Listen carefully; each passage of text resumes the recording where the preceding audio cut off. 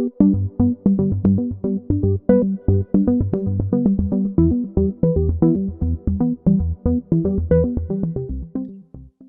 everybody, welcome back to the final session of our data governance and ethics theme. We first heard about data governance from Nicola McCormick and Nikki Duran and discussed how it impacts brands and whether or not they're taking this topic seriously enough. There are some interesting outtakes on key areas of focus for clients, along with common mistakes and the major barriers that exist. We also explored the difficulties in finding a balance between achieving marketing effectiveness and data privacy, ultimately asking the question on whether brands can afford to ignore privacy over their bottom line.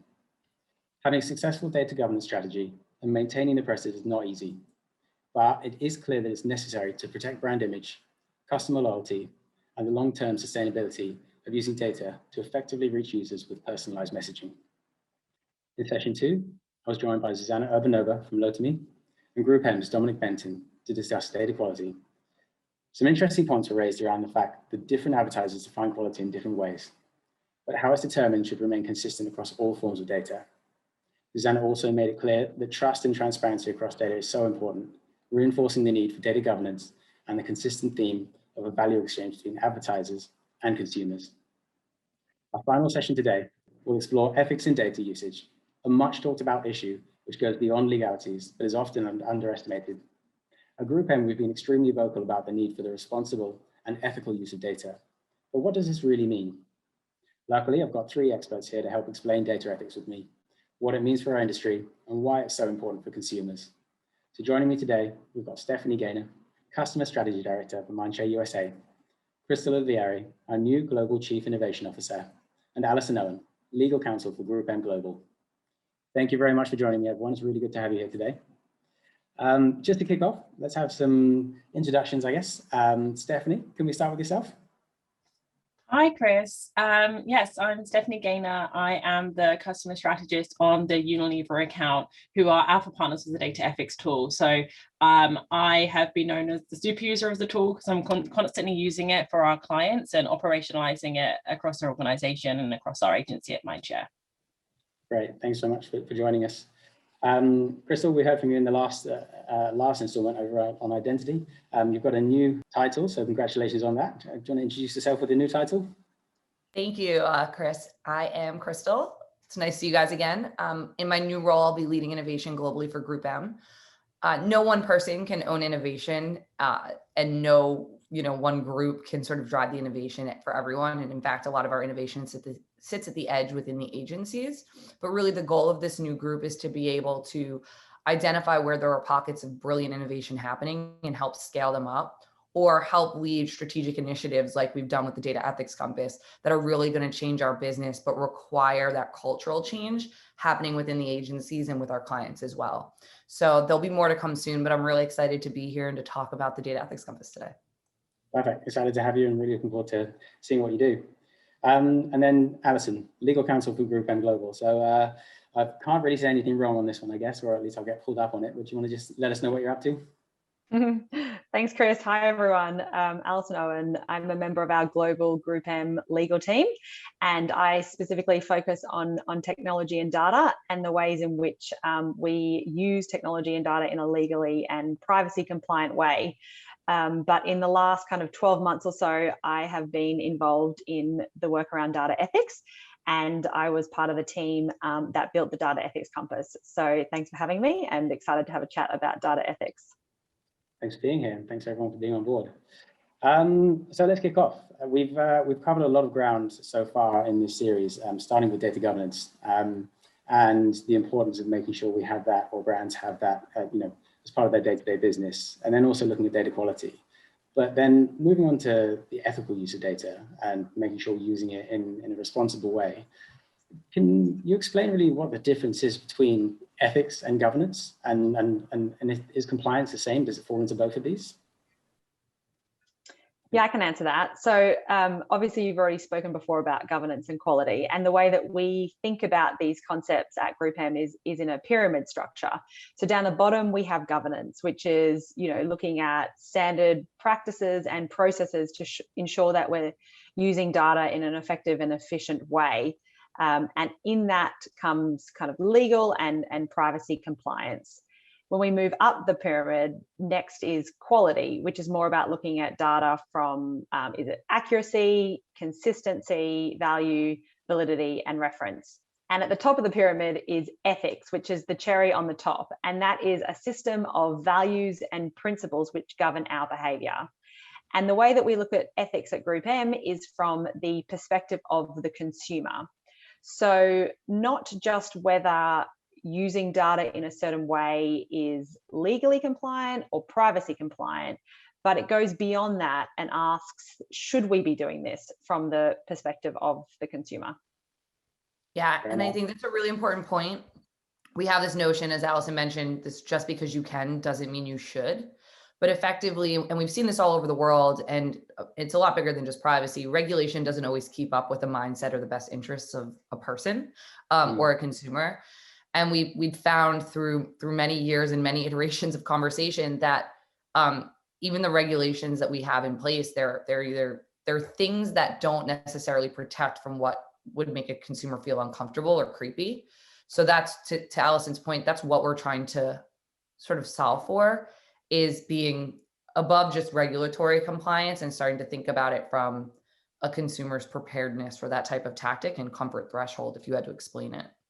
Yeah, absolutely. And we have a lot of clients coming to us at the moment, trying to discover how they can get their hands on more data. Obviously, the news is everyone needs to have more first-party data. Everything's going to disappear when it comes to third-party data. And there are different versions you get from different areas. But the fact of the matter is everyone's looking to data to try and solve for the problems coming up in the future. Obviously, that means that you could quite easily get into hot water because one person's idea of being slightly unethical will be different from another person's idea, or we could call it creepy perhaps. So with that in mind, can you give us some examples of tactics that aren't illegal, but perhaps could be seen as a bit creepy? I can jump in there. So there are, and I think that the nuance between the legal and the ethics is really, really important, because every time we come to our clients and say like, oh, here's an ethical situation, how does this make you feel? First response is always, but is it legal? And it's like, yes. So there are a lot of gray areas that are legal and that aren't necessarily ethical. So one that comes to mind with me is that in the States, if you are low household income, you can purchase your groceries or your food shopping through EBT cards, which is basically a benefit card. That is transactional data that we can target, we can create audiences and target off of. So an ethical scenario that comes to mind is it ethical to use those, to use that audience data for a low price product, for example, gravy granules or a different low price product, and then optimize the activity towards sales, because you're essentially using that very low income EBT data to drive sale with someone who might not have a high income or is struggling financially. So is that an ethical thing to do? One thing that Krystal kind of always says to us is, do you feel comfortable saying this scenario in front of 500 people? Would you feel okay standing up in front of it or having this on the front page of the newspaper to say, I used EBT store data to get those people to buy more of my product? And that's kind of really good gauge, as well as the data ethics compass on the subjectivity behind it. Yeah, that is a good gauge. I hadn't thought about it that way before, actually. I'll use that in future now, I think. So around data regulation and data ethics and governance, we've seen so many stories around breaches. There have been some very famous ones recently. There are many examples where it seems like, even though brands are aware of this, companies are aware of this, and they're aware that consumers, they don't trust the way in which their data is being used. And that's, for example, that's why we're perhaps going to where we are in terms of privacy and online. What are the implications if clients get this wrong? So are they serious enough, or are there even any implications at the moment in terms of an ethical point of view? I think different clients are on different sort of adoption cycles in this. We have some clients who are less leaned in on data ethics, are still trying to understand their governance, their compliance, how to innovate. And then we have clients that sit on the other end that view data ethics as a portion of sort of a broader social responsibility and something that they want to have ingrained in their business practices. So from a GroupM perspective, though we would love for everyone to be using the data ethics compass, we would love everyone to be having, really deep conversations with clients. We're also in the reality stage that not every client is there yet. So one of the things that we've been doing with the Mindshare team is pinpointing which clients sort of have principles or missions that align with the compass and with our data ethics program in general, because honestly, the compass is one piece of it, but the data ethics program holistically has a lot of different moving parts to it. So we've been approaching those types of clients and having meetings with them to show them the tool, to show them the way of thinking, and to get them on board. I do think the reality is very much that we're facing it right now. We're at an inflection point as an industry. We have one side that's sort of chasing the old way and chasing the hoardings of data. I don't know if that's a term, but I'm going to call it that. And then we have another side that is saying, actually, we're locking down personal data. We're not going to allow personal data outside of our platforms. We're going to keep things very close to us. And I do think that a lot of that is not just driven by technical changes, but is driven by things like ethics and the responsibility that goes above and beyond baseline compliance. So it's really interesting, though our clients may not have been ready for the conversation, the platform changes and the policy changes that are taking place are actually forcing the conversations a little bit, at least to understand what the key motivators are, because the key motivators aren't solely just regulation at this point. They are making business-based decisions off of what they think is right. I was going to say, and maybe today's a opportune time to discuss it because of IDFA and iOS 14.5 going live. So actually, what you've just discussed, Krystal, in terms of brands having their hands forced, or even the platforms having their hands forced today, is definitely a relevant day for that to be happening. Yeah. I was just going to add in that cancel culture is a real thing. We've seen it time and time again. Party of one, but I constantly hear people say, "Oh my God, is that my phone listening to me, or is Facebook listening to me?" And I can feel the unease and the creepiness that they feel about that. And if you want to tie that to a brand and have that as your feeling, evoke that feeling every time someone sees your ad, is that creepiness, that is just not good health for brand love or performance. No, you're right, and I think that's quite infectious as well. Obviously, if you feel like you're being followed around, if you feel like your own devices are actually working against you, then anything which obviously leverages data from that device is going to suffer. With that actually leads us on really well to the next topic, which is whether or not consumers care. We've done some research at GroupM on Consumer Eye, and that revealed that 81% of consumers have actually taken action, against companies from collecting their data. But then we've also spoken, in the identity session that we had previously, around the fact that when you're served a consent form, no one ever reads the whole form. You just click on it and say, yes, I just want to get to my content. So there's this weird balance of, how much do consumers care, or even how much are they aware of this? And then at the same time within that, there's a level of risk to revenue, perhaps, in terms of restricting data. And it's true, in moving forward in future, the level of third-party data will be restricted. The way in which we can use first-party data will be restricted. And then further having data governance and ethics on top of that, naming that it's, whilst slightly harder to use that data, it's obviously still necessary. But do you think brands are ready for this? And also, do you think that consumers do care that much? That would be an interesting point to talk about.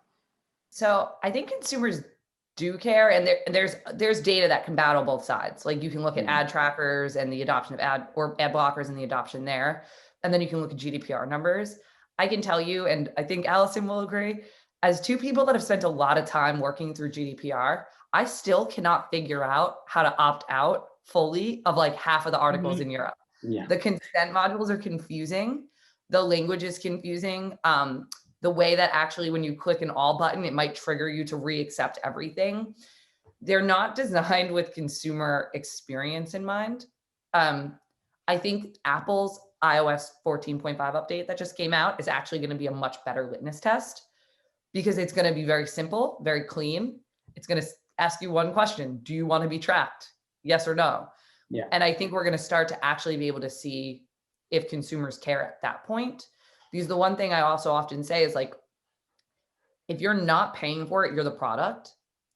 And I think people have more and more started to realize that, but have not been able to figure out how to control it.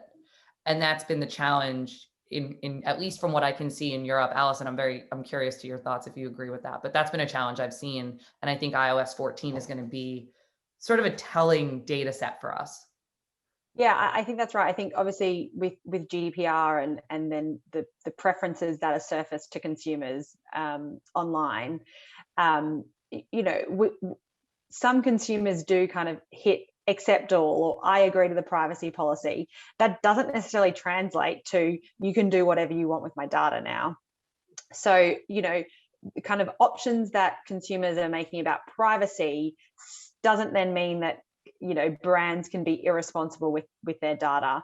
And I think that it is probably GDP kind of led this, but consumers are definitely becoming more knowledgeable, and I would say more interested and possibly even more concerned about the ways in which companies are collecting and using their data. And it goes beyond just privacy, using your data in a privacy compliant way. But I think that consumers are demanding that now, for sure. I agree with both of you there.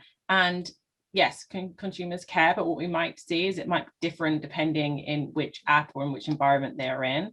Going back to the iOS update, it's very clear. Are you okay with me tracking? If you are in Facebook or Instagram where there's ads, it's like, yes, I understand, I'm going to get more targeted ads, then great. But if you're in a Venmo where there isn't any ads, then the consumer might be like, well, why do you need to track me? As industry group, we know why they need to be tracked, but not necessarily the everyday consumer. So I think we might see that varying in the different types of environments that consumers in. It's a really good point. There's just a big misunderstanding. I often talk about, and I don't know if Parks and Recreation is a show that you guys have and watch in APAC. It's a show in the US, but there's this episode where Ron Swanson, who's like the weird, crazy guy in the show, very conservative, gets an ad and they know his name in the ad, and he takes his computer and he throws it in the trash because he's like uncomfortable. And I always think about that because the average baseline consumer doesn't even understand how little or how much data we can collect, or how sometimes innocuous that data actually is. So to Stephanie's point, it's going to raise questions around at the baseline. They don't understand why you're collecting data. They're just going to say no, or that's a hypothesis that we can watch. No, I think it's a correct hypothesis as well. There's the social dilemma. If we're talking about TV shows, obviously that is one show which is designed to educate users on exactly how data is being used and the extent to which it can be used. Obviously, it's designed to be a TV show, so it goes some way to make it more exciting, perhaps, than it actually is. But it's not completely untrue, and I think that's where there's a big gap in terms of brands and just the industry as a whole, making sure that we educate consumers that bit more. And Krystal, we spoke about this a little while ago, that there are times when your data is used in a safe environment, actually you think that's really cool. And, if it's the Nike app we were talking about, and it's a great experience to be shown personalized stats and tips on how you can improve, etc. Or even just, hey, this is really good, you're doing really well. Even if it's your device telling you you're doing really well, it's still your data, it's your stats, it's your personal life which is coming out, but being used in a positive way. Yeah, I think another kind of point to think about it from is the expectation of the consumer. So, if I download a Maps service or a Maps app, I expect that they're going to be using my location data, and I feel reasonably comfortable with that. What I might not expect is for them to then sell that data to a third party or for another party to use my location when I'm not using the app. And so to kind of think about it from, what would the consumer expect based on the service that you're providing them or the app, I think also helps to kind of frame this important question, especially from the perspective of a consumer. Yeah, I think it's a really good point. And the only thing I would add to it also is data ethics doesn't mean brands can't innovate. And it doesn't mean brands can't personalize. And it doesn't mean you can't create richer and more, meaningful consumer experiences. It's around what data are you using to fuel that? How transparent are you being? Is it the right thing? Would your consumer expect it? Because I can think of a lot of great apps, and a lot of great brands where the customized experience, because I've given them data, I would actually be upset if they weren't using my data to create a more enriching experience for me. So I think that's the other ends of it too, is this isn't something that needs to block innovation. It's really around understanding if the consumer is aware and leaned into the data flow and that use of the data and the ways in which it's being managed. Completely. And I think I'm sure we'll get onto the compass soon, but that's exactly the compass as well. The data ethics compass, it doesn't give you a binary yes no answer. You can do this, you can't do this. It's really a vehicle to go back to your clients and have that conversation with them, so everyone can speak more openly about exactly what we are doing with the data. Absolutely, yeah. So obviously this is the best time to come straight onto the compass. So we've heard about it in the news. I suppose there's been some really great press about it. So can you just explain what have we been doing in this area? So what is the compass and really what's it designed to achieve? Yeah, I'll give a high level and then I'm going to hand it to Steph to talk about, I think, a bit more about the implications of it. But effectively, what we realized was that there was a handful of us reviewing ethical decisions and, primarily with the legal team. And then I would consult from sort of a data and tech expertise lens. And that wasn't scalable at all. When you have 36,000 people, you can't have a small committee of people sitting in a room trying to make those decisions. What we also realized was that we wanted to remove as much subjectivity as possible from the decision-making process. Because ethics is so subjective, we wanted GroupM to have a firm point of view. As Stephanie mentioned, it's not a yes, no. I would think of it more like a brand safety sort of mechanism where we have standards and certain things may be high risk or certain things may be low risk. But we really try to cover that. So we look at 4 key areas. We look at the sector that the client's in. We look at the how the data was collected. So if it's first or third party data, and then as subcategories where the data comes from. We look at what the data says about the consumer. So what are the attributes it's telling you? And then we look at the use case for modeling, for activation, for insights, for measurement, to understand then an ethical lens. And sometimes there'll be a balancing test if we get in sort of a orange space where it seems like it could go either way and we need a bit more information. But that was effectively how the tool was designed. And then people like Alison and the team sat for close to a year waiting every single variable that went into the tool to make sure that we had a sort of consistent view and a consistent approach that was feeding it to be able to drive those outputs. So then what Stephanie's team would use and the agency teams in general would use is they would use that tool as a way to review a plan, whether it's at the strategic or tactical level, to figure out if this is something that's low risk and everyone's okay to proceed, or if it's something that maybe does need to be discussed with a client to at least have the client understand and feel comfortable. Because the other thing is the tool can't capture everything. It's not going to capture nuance. So for example, we had spoken about using COVID-19 health data for a client. And what we realized was actually that data in and of itself was okay. It was the message on the creative, which the tool is not going to capture. Yeah. But the tool is the mechanism to make sure we're having that discussion and we're thinking about it from that lens. And just one thing to add there, Krystal, the kind of output of the tool or the scoring system is a measure of ethical risk. So it's not to say something is ethical or is unethical. It's a gauge of risk. And when we think about ethical risk, again, it's from the perspective of the consumer. So, would the consumer feel embarrassed by this, or would they feel uncomfortable, or have you potentially compromised the consumer's safety by doing this? And that's kind of what we really wanted to, be able to demonstrate with the tool. There's no kind of hard and fast yes, no answers. It's a measure of risk. And how you've seen it successfully rolled out across the agencies and especially at Mindshare is to really adopt it into the planning process. Adopting it into the planning process basically means that everyone, whether you are a director on an account or a senior associate plugging in a Facebook buy, you're going to be aware of it because everyone on the team really has to be aware of data ethics. Otherwise, we won't be able to operationalize it. So we see it come in 2 places. We see it come in right at the beginning, once, very high level, once we've been briefed by a client. There may be something within that brief that feels, just feels a bit funny, just feels a bit of a gray area. You don't know if you should be activating in this way. And instead of going ahead and answering a whole brief and answering a whole strategy, at that point, we like to plug those inputs of what Krystal said with client sector, data source, data type, and use case into the data ethics compass, just to get that, okay, this isn't okay, we need to have a conversation about it. The CDC health data was actually something that we'd done and ran upstream to make sure that we were okay to go ahead with planning the approach. And then the other place we'd like to bring it in is right at the end within the tactical planning. And this is more around the use cases, I would say.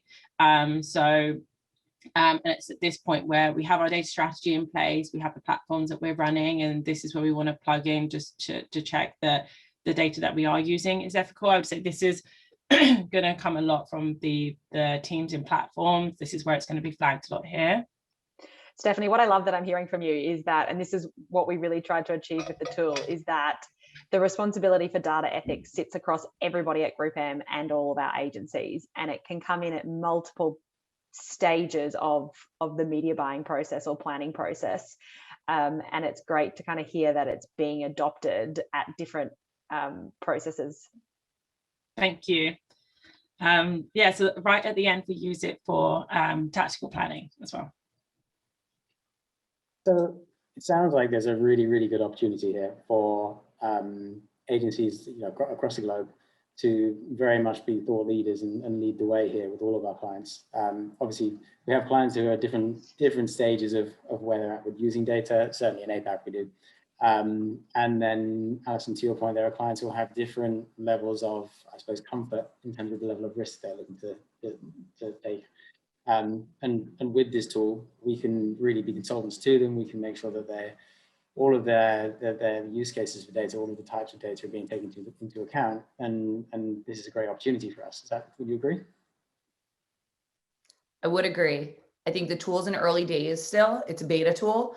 So one of the things that we're working on right now, and it's sort of a shameless call to action for the APAC teams, is we need to set up local market data ethics committees. So we have a global data ethics committee, but the reality is that to capture local market sentiment and to really calibrate the tool appropriately at that level, we actually need local market teams that can also feed into it. A good example I like to give is between the UK and Germany, historically, or Spain and Germany, I'll call it that. Both GDPR markets, both governed by the same regulation. Germany is very, very, very conservative about data use and very private about what can be accessed. Yeah. Spain is less in terms of that muscle memory and that cultural sort of push. I think as we can start to set up those teams and calibrate that tool more, that's a really important piece. I like to manage that expectation because Stephanie is honestly a member of the data ethics team at this point, but she's been giving us really robust feedback to help calibrate the tool and to help make sure the tool fits the use cases, because there was only so much we could do in the center without it going out and actually being operationalized and tested. But I do agree with you, Chris. It's a really strong thought leadership piece. It's a really strong piece for clients who are trying to figure out how to navigate this evolving ecosystem and what the considerations are. We often talk about the fact that privacy is evolving and that tomorrow we don't know what the next platform change will be.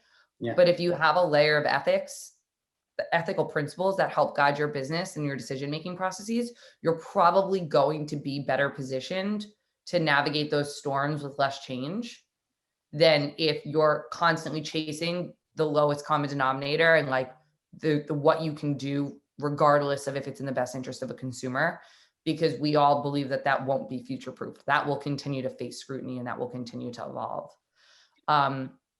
I think we've seen through our engagements that there's a real appetite for certain clients with this, and it opens up other conversations to broader governance, to broader touch points, to how our two groups can come together to really create a system and a framework that allows for the clients to have a lens, the agencies to have a lens, and to be collaborative partners throughout that process. And that's been really exciting to see come to life as well.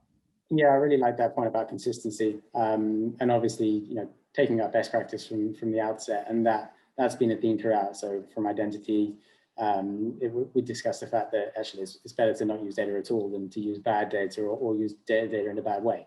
And then in the previous session with regards to data quality, just making sure that the stance you take on data and the quality of that data, that should remain the same whether it's first, second, or third party, and the same would apply for ethics and governance in this respect.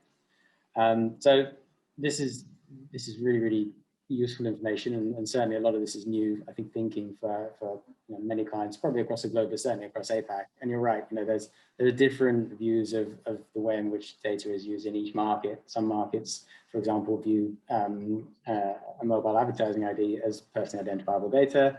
Others don't. There are different versions of data laws in each of those markets as well. And so I think the need for something like the Data Ethics Campus is just as great over here. I'll make sure that Eric Kozel gets a note that he needs to set up those teams. So I'll send that to him straight after this, and he'll be thanking you, I'm sure. But it's really good to know there's an opportunity there. Certainly, what we're looking for out of these sessions is to highlight those opportunities as well, moving forwards.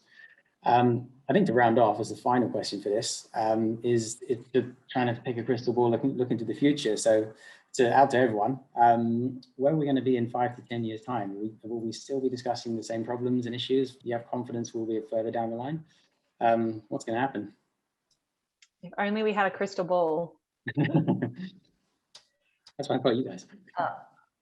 I think for as long as we're using, consumer data, obviously the ways in which we'll use it will change and develop and grow. But I don't think ethics is going anywhere anytime soon. Agreed. And I think we see, right, that often law lands one step behind any kind of changing perspective of what's right. So maybe even we'll see laws tighten, but I agree. I think ethics is always going to be there. It's probably always going to be subjective, which is why we need tools such as the Data Ethics Compass to desubject some of that and just allow us to operationalize it across the organizations.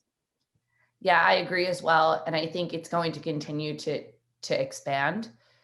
I think today we're sort of at the tip of the iceberg when it comes to data ethics. And we haven't even talked about AI ethics and the complexities in that, which is sort of its own layer of dimensionality. But I think we're going to see a few things. I think we're going to see continued fragmentation of the ecosystem, which is going to make data live within those environments. But consumers are more and more aware that their data is being used, and they're going to want to understand how, and they're going to want to understand the value exchange. And that's going to require more transparency from platforms and from brands that are leveraging that data. So I do think, in agreement with Alison and Stephanie, that data ethics isn't going to be going anywhere. It might evolve and grow, and what it sets out to do today and tomorrow may look a little different. But I think we are in a growing phase with it, sort of the beginning of that Gartner's hype cycle. So here to stay. Perfect. Thank you so much, everyone. To all those watching this, thank you very much for staying with the series. I hope you found this interesting. We've had some really interesting topics, and I think consistency is key, is one of the main things which has kind of jumped out to me. Obviously, making sure that data quality is always at the start of your strategy, and then likewise making sure that the governance and ethics are taken care of from the outset will ensure you as a brand, as agencies and as advertisers moving forwards. And by doing that, hopefully we'll find that users will see that value exchange. Users will become more confident in the way in which their data is being used, and it won't feel like there's constantly someone trying to make money off of selling their data to third parties, etc. So thank you very much for listening. Thank you very much to everyone on the call today, especially those in New York. I know it's 7:30 a.m. So really appreciate your time. Thanks, Chris. Thanks, Chris. Thanks. Bye.